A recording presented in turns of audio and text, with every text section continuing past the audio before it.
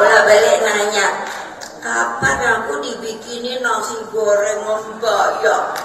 Ya presiden sopo yuk. Misteri kelakar Megawati yang sebut presiden bolak-balik tanya, kapan dibuatkan nasi goreng? Ketua Umum PDIP Megawati Soekarnoputri berkelakar tentang masakannya menu nasi goreng. Dalam kelakarnya, Megawati menyebut hingga kini Presiden Prabowo Subianto masih merindukan nasi goreng buatannya.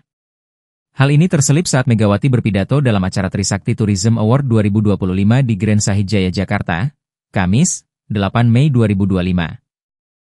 Awalnya, Megawati berkelakar dirinya, yang sudah menjadi Presiden kelima RI dan Ketua Umum Partai, masih diminta memasak untuk kadernya. Dia pun kemudian menyinggung ada seorang presiden yang ingin dibuatkan nasi goreng secara khusus olehnya. Yang masih nanyain, nasi goreng? Terus itu tahu nggak siapa? Rahasia ya. Siapa?